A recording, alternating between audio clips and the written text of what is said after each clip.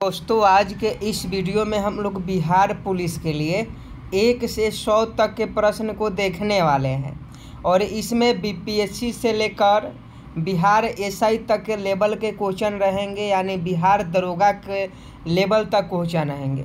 क्योंकि सीएसबीसी बिहार दरोगा बीपीएससी के लेवल के तहत ही क्वेश्चन पूछता है और उसी के अकॉर्डिंग अब हम लोग का जो लेवल है वो एडवांस होगा और उसी के अनुसार अब हम लोग तैयारी भी करेंगे ताकि इस बार बिहार पुलिस में जो बम्पर भर्ती 21,391 पदों पर निकलने वाली है उसमें सिलेक्शन हो जाए।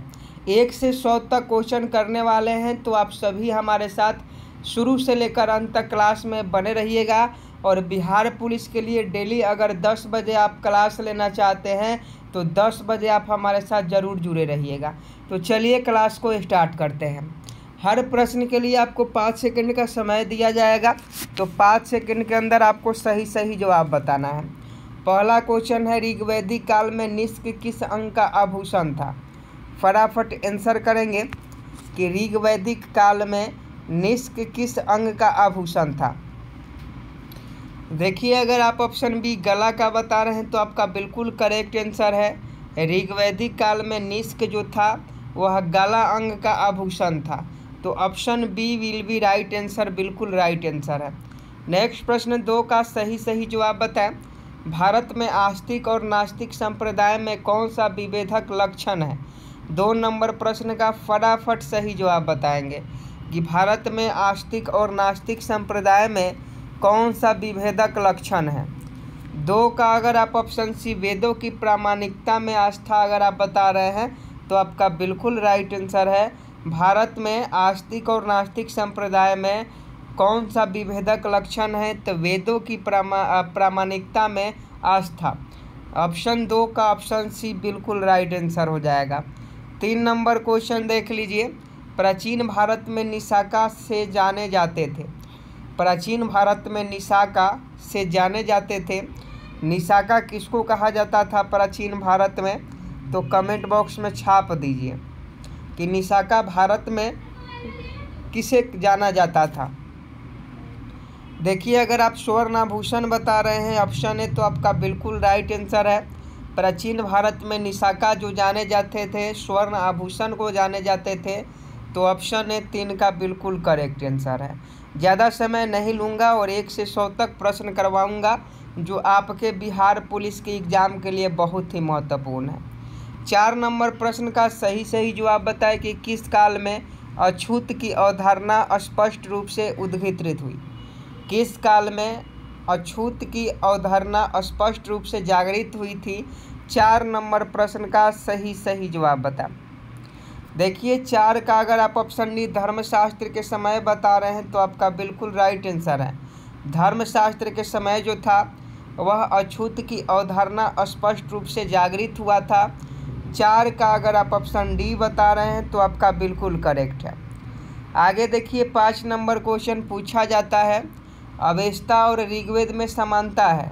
अवेस्ता किस क्षेत्र से संबंधित है? अवेस्ता और ऋग्वेद में समानता है। अवेस्ता किस क्षेत्र से संबंधित है? तो 5 का अगर आप ऑप्शन बी ईरान बता रहे हैं तो आपका बिल्कुल राइट आंसर हो जाएगा। अवेस्ता और ऋग्वेद में समानता है। अवेस्ता किस क्षेत्र से संबंधित है? तो ईरान से संबंधित है। नेक्स्ट प्रश्न 6 नंबर का सही जवाब बताइएगा। और देखिए, ऐसे ही क्लास पाने के लिए आप डेली हमारे साथ 10 बजे जुड़ सकते हैं और पीडीएफ लेने के लिए टेलीग्राम को भी ज्वाइन कर सकते हैं, जिसका लिंक इस वीडियो के डिस्क्रिप्शन में दे दिया जाएगा। तो 6 नंबर क्वेश्चन का फटाफट सही जवाब बताएं। यज्ञ संबंधी विधि विधानों का पता चलता है। सभी क्वेश्चन बिहार पुलिस के आने वाले एग्ज़ाम के लिए बहुत ही महत्वपूर्ण है, तो आप सभी मन लगा के पढ़िएगा। यज्ञ संबंधी विधि विधानों का पता चलता है, तो यह आपका यजुर्वेद से बिल्कुल राइट आंसर हो जाएगा। यज्ञ संबंधी विधि विधानों का जो पता है यजुर्वेद से चलता है, तो 6 का ऑप्शन डी सही जवाब हो जाएगा। अगला क्वेश्चन 7 नंबर का फटाफट सही जवाब बताएं कि हड़प्पा का उत्खनन करने वाला प्रथम पुरातत्वविद जो इसके महत्व को नहीं समझ पाया था। 7 का सही जवाब बताएं। हड़प्पा का उत्खनन करने वाला प्रथम पुरातत्वविद जो इसके महत्व को नहीं समझ पाया था? तो ए कनिंघम हड़प्पा का उत्खनन करने वाला प्रथम पुरातत्वविद था, लेकिन हड़प्पा का महत्व को यह नहीं समझ पाया था। तो 7 का ऑप्शन है बिल्कुल राइट आंसर हो जाएगा। अगला क्वेश्चन पूछा जाता है कि निम्न में मुस्लिम बादशाहों में किस एक ने मूल्य नियंत्रण पद्धति को पहली बार लागू किया? देखिए बिल्कुल एडवांस लेवल का क्वेश्चन है, 0 से एडवांस लेवल का क्वेश्चन हम आपको करवाएंगे बिहार पुलिस के परीक्षा तक। इसलिए आप सभी बिहार पुलिस के अभ्यर्थी चैनल को सब्सक्राइब कर डेली 10 बजे सुबह में हमारे साथ जरूर जुड़ जाएंगे। तो 8 नंबर प्रश्न का सही जवाब बताएं। निम्न मुस्लिम बादशाहों में से किस एक ने मूल्य नियंत्रण पद्धति को पहली बार लागू किया था? तो 8 का अगर आप ऑप्शन है अलाउद्दीन खिलजी बता रहे हैं तो आपका बिल्कुल राइट आंसर है। नेक्स्ट प्रश्न 9 नंबर देखिए, बाजार विनियमन प्रणाली किसके द्वारा आरंभ की गई थी? बाजार विनियमन प्रणाली किसके द्वारा आरंभ की गई थी? 9 का फटाफट सही जवाब बताएंगे कि बाजार विनियमन प्रणाली किसके द्वारा आरंभ की गई थी। 9 का अगर आप ऑप्शन सी अलाउद्दीन खिलजी के द्वारा बता रहे हैं तो आपका बिल्कुल राइट आंसर है। बाजार विनियमन प्रणाली जो है अलाउद्दीन खिलजी के द्वारा आरंभ की गई थी। तो 9 का ऑप्शन सी बिल्कुल राइट आंसर हो जाएगा। 10 नंबर क्वेश्चन का सही जवाब बताइएगा। निम्नलिखित में किस शासक ने दीवान ए अमीर कोही विभाग की स्थापना की? दीवान ए अमीर कोही विभाग की स्थापना किसने की? दीवान ए अमीर कोही विभाग की स्थापना। तो इसका सही जवाब ऑप्शन सी हो जाएगा मोहम्मद बिन तुगलक। मोहम्मद बिन तुगलक ने दीवान ए अमीर कोही नामक जो है संस्था की स्थापना की थी। तो मोहम्मद बिन तुगलक इस प्रश्न का बिल्कुल करेक्ट हो जाएंगे। अगला क्वेश्चन 11 नंबर पूछा जाता है कि दिल्ली से दौलताबाद राजधानी के स्थानांतरण का आदेश किसने दिया? दिल्ली से दौलताबाद राजधानी के स्थानांतरण का आदेश किसने दिया? तो इसका सही जवाब सुल्तान मोहम्मद बिन तुगलक हो जाएंगे, यानी ऑप्शन डी बिल्कुल राइट आंसर हो जाएगा। आगे देखिए 12 नंबर की पुराणों का अध्ययन करने वाला प्रथम मुसलमान कौन था? पुराणों का अध्ययन करने वाला प्रथम मुसलमान कौन था? यह अल बरूनी था। अल बरूनी जो था वह पुराणों का अध्ययन करने वाला प्रथम मुसलमान था। आगे देखिए निम्नलिखित में से किसने 1857 के विद्रोह को एक षड्यंत्र की संज्ञा दी?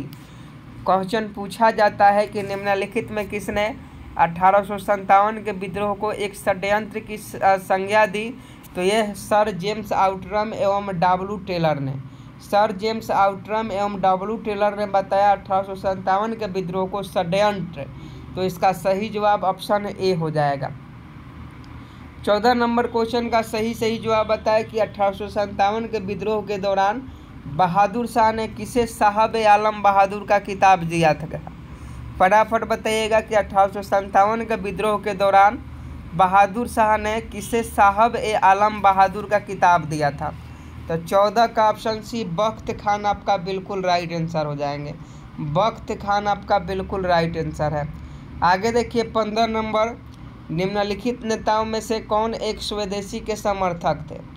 निम्नलिखित नेताओं में से कौन एक स्वदेशी के समर्थक थे? तो 15 का ऑप्शन है अरविंद घोष आपका बिल्कुल राइट आंसर हो जाएंगे। अरविंद घोष जो थे वह एक स्वदेशी के समर्थक थे। तो ऑप्शन है अरविंद घोष आपका बिल्कुल राइट आंसर हो जाएगा। 16 नंबर क्वेश्चन देख लीजिए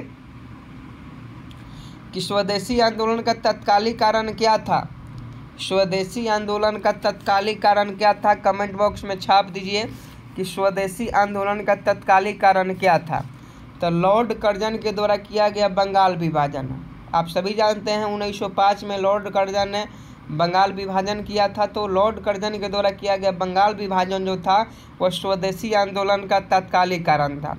अगला प्रश्न 17 नंबर देख लीजिए कि द्वितीय विश्व युद्ध के बाद 1946 ईस्वी में कौन भारत आया था? फटाफट छाप दीजिए कि द्वितीय विश्व युद्ध के बाद 1946 ईस्वी में कौन भारत आया? तो 17 का अगर आप ऑप्शन बी कैबिनेट मिशन बता रहे हैं तो आपका बिल्कुल राइट आंसर है। द्वितीय विश्व युद्ध के बाद 1946 ईस्वी में कैबिनेट मिशन जो था वो भारत आया था। अगला क्वेश्चन देखिए 18 नंबर कि सर स्टैफोर्ड, ध्यान से क्वेश्चन पढ़िएगा, सर स्टैफोर्ड क्रिप्स की योजना में परिकल्पना थी कि द्वितीय विश्व युद्ध के बाद। 18 नंबर प्रश्न का सही जवाब बताइए कि सर स्टैफोर्ड क्रिप्स की योजना में परिकल्पना थी कि द्वितीय विश्व युद्ध के दौरान। तो इसका सही जवाब भारत को डोमिनियन स्टेट दे देना चाहिए था। तो इसका सही जवाब ऑप्शन डी बिल्कुल राइट आंसर हो जाएगा।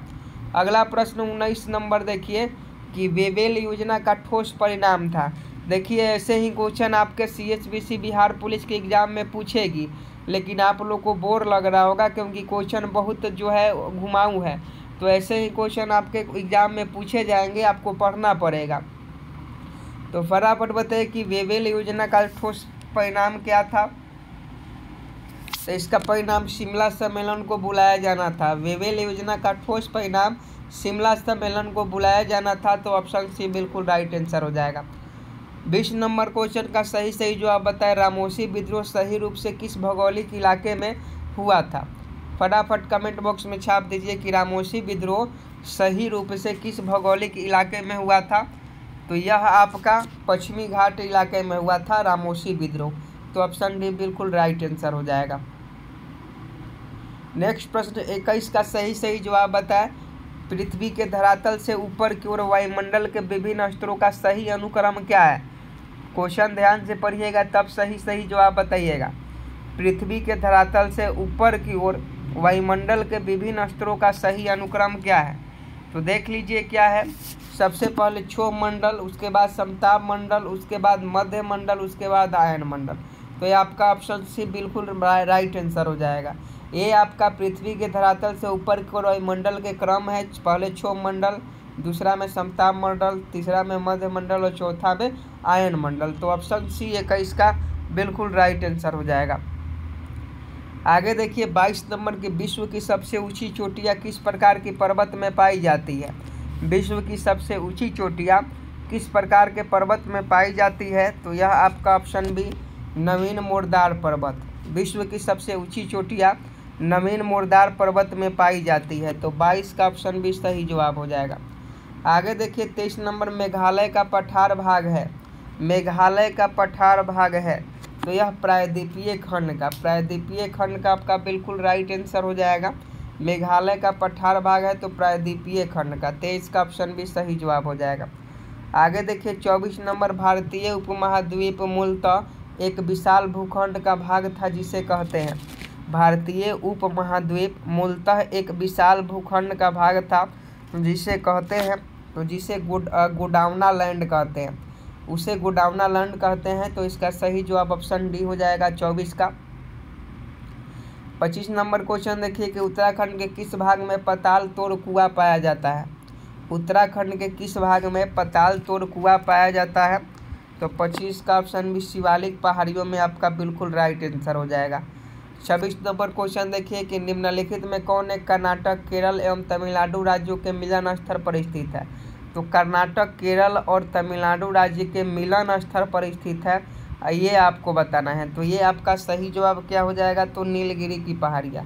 यह कर्नाटक, केरल और तमिलनाडु के मिलन स्थल है नीलगिरी की पहाड़ियाँ। आगे देखिए पोर्ट ब्लेयर के समीप प्रसिद्ध ब्लेयर प्रवाल भित्ति मृत हो रही है। पोर्ट ब्लेयर के समीप की प्रसिद्ध ब्लेयर प्रवाल भित्ति मृत हो रही है। इसका कारण क्या है। तो इसका कारण जो है भूमंडलीय ऊष्मन के कारण। पोर्ट ब्लेयर के समीप की प्रसिद्ध ब्लेयर प्रवाल भित्ति मर रही है, इसका कारण है भूमंडलीय ऊष्मन के कारण। आगे देखिए 28 नंबर की उत्तर और दक्षिण भारत को कौन सी पर्वत श्रृंखला पृथक करती है। उत्तर और दक्षिण भारत को कौन सी पर्वत श्रृंखला पृथक करती है। तो 28 का ऑप्शन सी विंध्य पर्वतमाला जो है, विंध्य पर्वतमाला उत्तर और दक्षिण भारत को पर्वत श्रृंखला को पृथक करती है। तो ऑप्शन सी बिल्कुल करेक्ट हो जाएगा। आगे देखिए 29 नंबर की ग्रीष्मकालीन मानसून किस क्षेत्र में सर्वप्रथम पहुंचता है। ग्रीष्मकालीन मानसून किस क्षेत्र में सर्वप्रथम पहुंचता है। तो यह आपका ऑप्शन सी पश्चिमी घाट बिल्कुल राइट आंसर हो जाएगा। आगे देखिए भारत के किस राज्य में उसके क्षेत्रफल का अधिकतम प्रतिशत राष्ट्रीय उद्यानों के अंतर्गत है। 30 का ऑप्शन से सिक्किम बिल्कुल करेक्ट हो जाएगा। आगे देखिए, निम्नलिखित में कौन सी एक सबसे बड़ी संसदीय समिति है? निम्नलिखित में कौन सी एक सबसे बड़ी संसदीय समिति है? तो संसदीय समिति की हम लोग बात करें तो प्राक्कलन समिति, लोक लेखा समिति नहीं, प्राक्कलन समिति एक सबसे बड़ी संसदीय समिति है। तो ऑप्शन बी 31 का बिल्कुल करेक्ट हो जाएगा। आगे देखिएगा, 32 नंबर क्वेश्चन का सही जवाब बताएं कि निम्नलिखित में से कौन सा एक कथन राज्य सूची के विषय के संबंध में विधि बनाने की संसद की शक्ति के बारे में सही नहीं है? तो 32 नंबर देख लीजिए, तो 32 का ये ऑप्शन डी हो जाएगा। राज्य सूची में संबंधित विषय के संबंध में राष्ट्रीय हित में विधि केवल राज्यसभा बना सकती है। ये बिल्कुल आपका ये गलत है, ये बिल्कुल आपका गलत है। तो ऑप्शन डी बिल्कुल आपका गलत है, बाकी सब सही है। क्वेश्चन फिर से पढ़िए कि कौन सा कथन राज्य सूची के विषय के संबंध में विधि बनाने की संसद की शक्ति के बारे में सही नहीं है? तो ऑप्शन डी वाली बात सही नहीं है कि राज्यसभा केवल कानून बना सकती है, ऐसा कुछ नहीं है। तो ऑप्शन डी बिल्कुल राइट आंसर हो जाएगा। आगे देखिए, 33 नंबर कि भारतीय संविधान के किस अनुच्छेद के अंतर्गत भारत सरकार का दायित्व है कि वह ब्रह्म आक्रमण एवं आंतरिक अशांति से राज्यों की रक्षा करे? तो यह आर्टिकल नंबर 355 है। आर्टिकल 355 के अंतर्गत भारतीय संविधान के भारत सरकार का दायित्व है कि वह आक्रमण एवं आंतरिक अशांति से राज्यों की रक्षा करे। आगे देखिए, 34 नंबर की भारत के नीचे दिए गए न्यायालय में से किसे की अभिलेख न्यायालय माना जाता है? आपको बताना है कि भारत के नीचे दिए गए न्यायालय में से किन्हें अभिलेख न्यायालय माना जाता है? तो 34 का ऑप्शन सी उच्च न्यायालय एवं उच्चतम न्यायालय को, उच्च न्यायालय एवं उच्चतम न्यायालय को भारत के नीचे दिए गए न्यायालय से अभिलेख न्यायालय माना जाता है। आगे देखिए, 35 नंबर भारतीय प्रशासनिक सेवा और भारतीय पुलिस सेवा को समाप्त करने की सिफारिश किसने की थी? भारतीय प्रशासनिक सेवा और भारतीय पुलिस सेवा को समाप्त करने की सिफारिश किसने की थी? तो 35 का देख लीजिए, ये राजमनार आयोग ने, राजमनार आयोग ने भारतीय प्रशासनिक सेवा और भारतीय पुलिस सेवा को खत्म करने की सिफारिश की थी। भारत के राष्ट्रपति चुने जाते हैं। 36 नंबर प्रश्न का सही जवाब बताएं। भारत के राष्ट्रपति चुने जाते हैं तो राज्यसभा के द्वारा, लोकसभा के द्वारा और राज्य के विधानसभा के निर्वाचित सदस्यों के द्वारा। तो ऑप्शन डी हो जाएंगे, राष्ट्रपति चुने जाते हैं राज्यसभा, लोकसभा और राज्य के विधानसभाओं के सदस्यों जो होते हैं उनके द्वारा राष्ट्रपति चुने जाते हैं। भारत के राष्ट्रपति को उसके पद से हटाया जा सकता है। 37 का सही जवाब बताएं कि भारत के राष्ट्रपति को उसके पद से हटाया जा सकता है। तो आप संसद के द्वारा, संसद चाहे तो भारत के राष्ट्रपति को हटा सकता है अपने पद से। तो 36 का ऑप्शन डी बिल्कुल राइट आंसर हो जाएगा। आगे देखिए, 38 नंबर संविधान के निम्नलिखित अनुच्छेदों में से किस एक के अंतर्गत संघ की कार्यपालिका शक्तियाँ राष्ट्रपति में निहित है? तो यह आर्टिकल नंबर 53 हो जाता है। आर्टिकल 53 के अनुसार संघ की जो शक्तियाँ है वो कार्यपालिका शक्तियाँ राष्ट्रपति में निहित होती है। तो आर्टिकल 53 आपका बिल्कुल राइट आंसर हो जाएगा।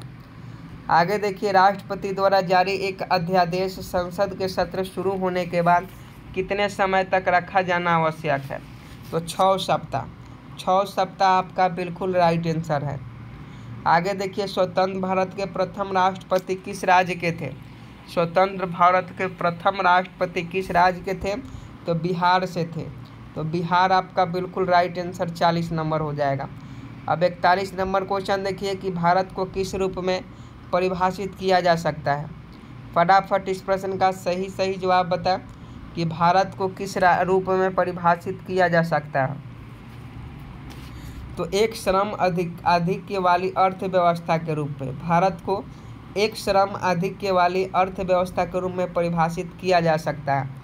तो ऑप्शन बी बिल्कुल राइट आंसर है।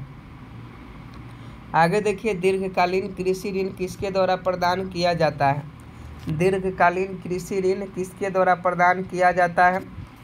यह भूमि विकास के द्वारा, भूमि विकास के द्वारा दीर्घकालीन कृषि ऋण प्रदान किया जाता है। तो 42 का ऑप्शन सी बिल्कुल राइट आंसर हो जाएगा। आगे देखिए, कैशलेस लेन देन को बढ़ावा देने के लिए भारत सरकार द्वारा किस समिति का गठन किया गया। कैशलेस लेन देन को बढ़ावा देने के लिए भारत सरकार के द्वारा किस समिति का गठन किया गया। तो यह आपका नीरज कुमार गुप्ता समिति, नीरज कुमार गुप्ता समिति का गठन किया गया। आगे देखिए, वित्तीय निवेशकों के विशिष्ट व्यवहार में मंदारिया शब्द किसका घोतक है। वित्तीय निवेश के विशिष्ट व्यवहार में मंदारिया शब्द किसका घोतक है। तो यह ऑप्शन ए हो जाएगा, उस निवेशक का जो यह महसूस करता है कि अमुक प्रतिभूति की कीमत गिरने वाली है। तो यह आपका बिल्कुल राइट आंसर हो जाएगा। आगे देखिए, गिनी गुणांक का प्रयोग किसके लिए किया जाता है। गिनी गुणांक का प्रयोग किसके लिए किया जाता है। तो यह आय के वितरण की समानता के लिए, आय के वितरण की समानता के लिए गिनी गुणांक का प्रयोग किया जाता है। नेक्स्ट प्रश्न 46 नंबर देखिए कि निम्न में से कौन तृतीय क्रियाकलाप है। तो तृतीय क्रियाकलाप की हम लोग बात करें तो विपणन आपका बिल्कुल राइट आंसर हो जाएगा। आगे देखिए कि समावेशी वृद्धि के लिए आवश्यक है। 47 का सही जवाब बताएं। समावेशी वृद्धि के लिए आवश्यक है तो यह उपयुक्त सभी है। अधोसंरचनात्मक सुविधा का विकास, कृषि का पुनर्द्वार, शिक्षा एवं स्वास्थ्य जैसी सामाजिक सेवाओं की आधारिक उपलब्धता, यानी उपयुक्त सभी समावेशी वृद्धि के लिए आवश्यक है। आगे देखिए 48 नंबर के निम्न कारणों से सकल राष्ट्रीय उत्पाद GNP में श्रम की भागीदारी कम है।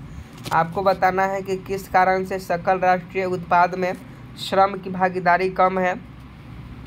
तो इसका सही जवाब हो जाएगा कीमतों की तुलना में मजदूरी कम। कीमतों की तुलना में मजदूरी कम आपका बिल्कुल राइट आंसर हो जाएगा। आगे देखिए, गेहूं की सिंचाई हेतु अतिक्रांतिक अवस्था है। गेहूं की सिंचाई हेतु अतिक्रांतिक अवस्था क्या है। तो यह आपका ताज निकलने की अवस्था है। हरियाली योजना किससे संबंधित है। 50 नंबर क्वेश्चन अभी तक हम लोगों ने कर लिया है और हरियाली योजना किससे संबंधित है आपको बताना है। तो हरियाली योजना जो है जल प्रबंधन से संबंधित है। तो ऑप्शन सी जल प्रबंधन आपका बिल्कुल सही जवाब हो जाएगा। 51 नंबर प्रश्न का सही जवाब बताए कि एक कण समान चाल से चल रहा है लेकिन उसकी दिशा लगातार बदल रही है। एक कण समान चाल से चल रहा है लेकिन उसकी दिशा लगातार बदल रही है। तो कण का जो पथ है क्या होगा। तो कण का पथ जो है वृत्तीय होगा। तो ऑप्शन सी आपका बिल्कुल राइट आंसर हो जाएगा 51 का। आगे देखिए, एक तांबा की डिस्क में केंद्र में एक गोलाकार छिद्र है। जब तांबे के डिस्क को गर्म किया जाता है तो छिद्र का व्यास क्या होगा। देखिए, सब क्वेश्चन बिल्कुल CSBC यानी बिहार पुलिस के एग्जाम में पूछे जाने के रूप में यहाँ करवाया जा रहा है। बिल्कुल सेम टू सेम क्वेश्चन आपको देखने को मिलेंगे।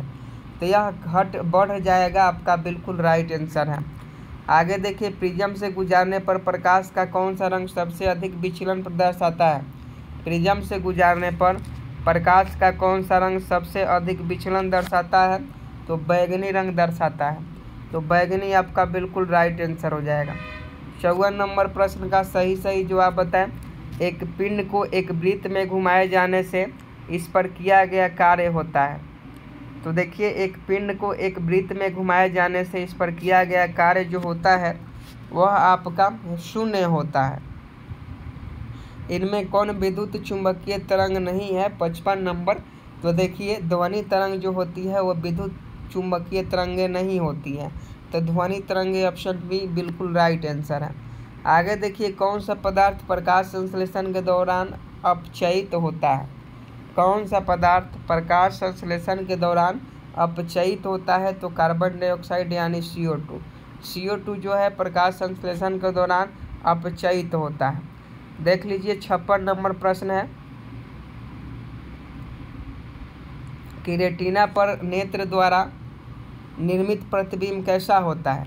तो देखिए, रेटिना पर नेत्र के द्वारा निर्मित जो प्रतिबिंब होता है वास्तविक होता है, उल्टा होता है और छोटा होता है। तो ऑप्शन ए बिल्कुल करेक्ट है।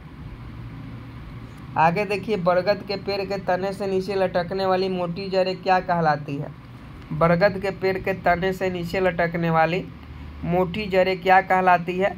तो यह स्तंभ मूल कहलाती है। आप देखे होंगे बरगद के पेड़ में उसके तने से रेशा जैसा निकला रहता है, तो उसे हम लोग क्या कहते हैं, तो उसे स्तंभ मूल कहते हैं। आगे देखिए निम्नलिखित में कौन www का आविष्कारक माना जाता है। तो देखिए www यानी वर्ल्ड वाइड वेब के जो आविष्कारक है टिम बर्नर्स-ली हैं, तो 59 का ऑप्शन सी सही जवाब हो जाएगा। आगे देखिए निम्न में से कौन एक अल्कोहल के साथ के निर्माण। नेक्स्ट प्रश्न 7 नंबर है, निम्न में से कौन अल्कोहल के निर्माण में प्रयुक्त होता है। तो 60 का अगर आप ऑप्शन डी ईस्ट बता रहे हैं तो आपका बिल्कुल सही जवाब है। अगला है 61 नंबर की सहसंयोजक अणु का एक उदाहरण है। सहसंयोजक अणु का एक उदाहरण है, तो ये आपका लेड क्लोराइड बिल्कुल राइट आंसर हो जाएगा। आगे देख लीजिए 62 नंबर कि एक परमाणु के 19 प्रोटॉन और 20 न्यूट्रॉन है, उसकी द्रव्यमान संख्या क्या होगी। एक परमाणु के 19 प्रोटॉन और 20 न्यूट्रॉन है, उसकी द्रव्यमान संख्या क्या होगी, तो ये 39 होगी। उसकी द्रव्यमान संख्या आपका 39 हो जाएगा। आगे देखिए 63 नंबर कि मरकरी और सोडियम स्ट्रीट लैंप किस कारण रोशनी देता है। मरकरी और सोडियम स्ट्रीट लैंप किस कारण रोशनी देता है, तो यह आपका इलेक्ट्रॉन उत्सर्जन के कारण। मरकरी और सोडियम स्ट्रीट लैंप जो है इलेक्ट्रॉन उत्सर्जन के कारण रोशनी देता है, तो 63 का ऑप्शन सी बिल्कुल राइट आंसर हो जाएगा। 64 नंबर क्वेश्चन का सही जवाब बताएं, विद्युत रूप में परमाणु क्या है। विद्युत रूप में परमाणु क्या है, तो यह आपका उदासीन होता है। विद्युत रूप में परमाणु उदासीन होता है। आगे देखिए एक मिश्रण के रंगीन घटकों को अलग करने के लिए उपयोग की जाने वाली प्रक्रिया कौन सी है। एक मिश्रण के रंगीन घटक को अलग करने के लिए उपयोग की जाने वाली प्रक्रिया कौन सी है, तो 65 का ऑप्शन डी बता रहे हैं, क्रोमेटोग्राफी, तो आपका बिल्कुल राइट आंसर है। आगे देखिए जिरेनियम पौधे के किस भाग से इसका तेल निकाला जाता है। जिरेनियम पौधे के किस भाग से इसका तेल निकाला जाता है, जिसका उपयोग सुगंध बनाने के लिए किया जाता है। तो 66 का सही जवाब ऑप्शन है पत्तियों से हो जाएगा। आगे देखिए कौन सा वृक्ष वनों का राजा कहलाता है। कौन सा वृक्ष वनों का राजा कहलाता है, तो आप सभी जानते हैं वनों का राजा कौन सा वृक्ष कहलाता है, तो यह आपका टीक कहलाता है। टीक एक वृक्ष का नाम है जो वनों का राजा कहलाता है। आगे देखिए पृथ्वी पर अधिकांश ऑक्सीजन किससे उत्पादित होता है, तो यह आपका शैवालों से उत्पादित होता है। पृथ्वी पर अधिकांश ऑक्सीजन जो है शैवालों से उत्पादित होता है। आगे देखिए पौधे और अन्य पशुओं दोनों का भक्षण करने वाला पशु क्या कहलाता है। पौधों और अन्य पशुओं दोनों का भक्षण करने वाला पशु क्या कहलाता है, तो यह आपका सर्वभक्षी कहलाता है, तो ऑप्शन है बिल्कुल करेक्ट है। आगे देखिए 70 नंबर कि निम्न में से किस देश ने मई के प्रथम सप्ताह में क्रिकेट बॉल पर थूक लगाने को प्रतिबंधित कर दिया।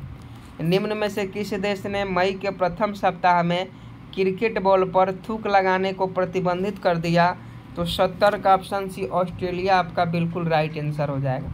आगे देखिए चरण पादुका अभियान किस राज्य के पुलिस ने चलाया है, तो चरण पादुका अभियान जो है मध्य प्रदेश राज्य के पुलिस ने चलाया है। आगे देखिए 72 नंबर मोर टुगेदर अभियान निम्न में से किस के द्वारा प्रारंभ किया गया।